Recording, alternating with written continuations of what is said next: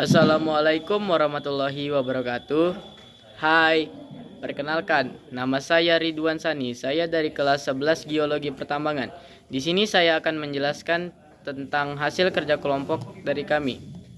Sebelum saya menjelaskan tentang hasil dari kerja kelompok saya, di sini saya akan menyampaikan tujuan pembelajaran topografi, yaitu untuk memahami jenis-jenis alat topografi, bagian-bagian dari alat topografi, dan mengetahui cara penggunaan alat topografi. Dan guru pengampu mata pelajaran topografi ialah Bapak Handrias Abu Khoir, Sarjana Teknik. Next, lanjut ke materi.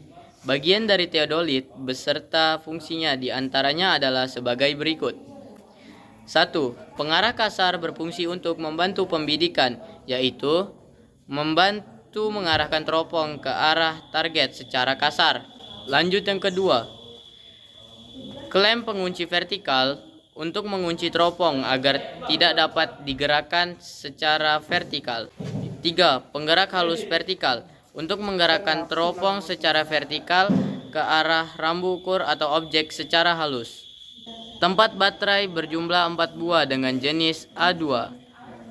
Selanjutnya, klem pengunci lingkaran horizontal untuk mengunci badan pesawat agar tidak dapat diputar secara horizontal.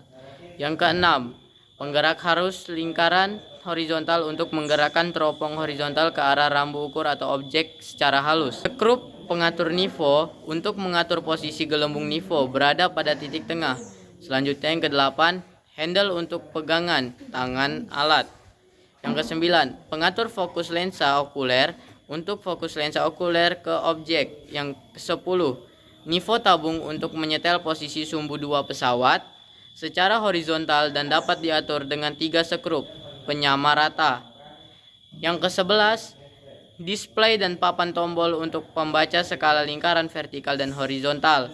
12, nifo kotak berfungsi untuk menyetel posisi sumbu 1 berada pada posisi vertikal.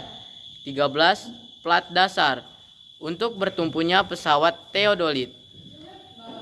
14, lensa verticalizing untuk melihat dan memosisikan sumbu 1 berimpit dengan titik terdiri pesawat atau titik tertentu di bumi.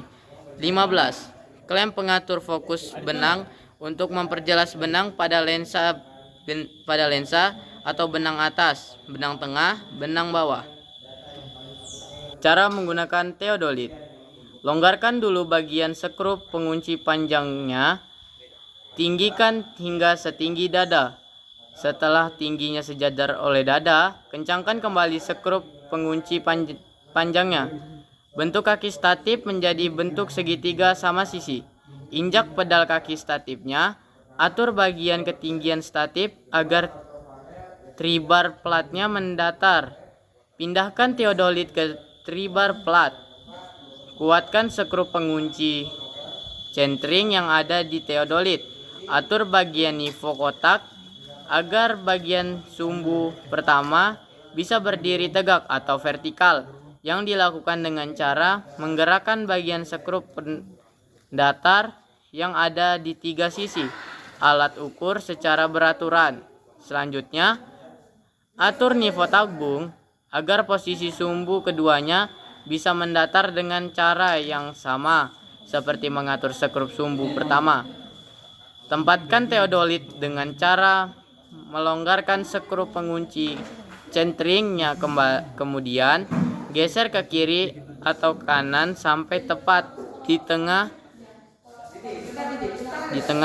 titik. Ikat atau yang bisa diketahui dengan melihat dari centering optik.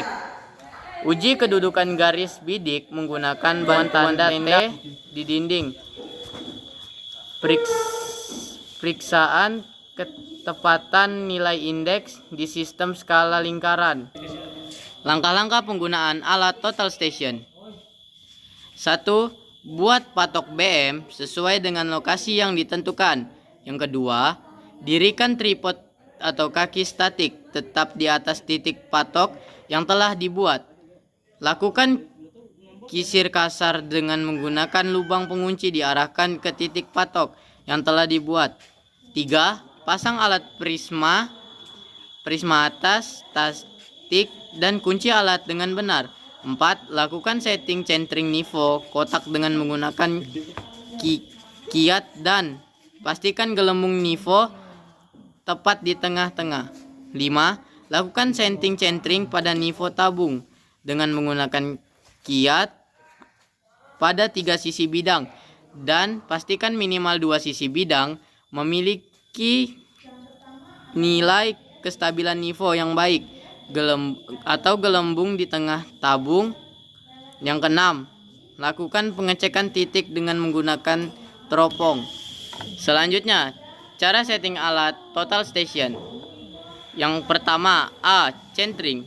Yang kedua, membuat job. Yang ketiga, menamai job. Yang keempat, melakukan pengukuran.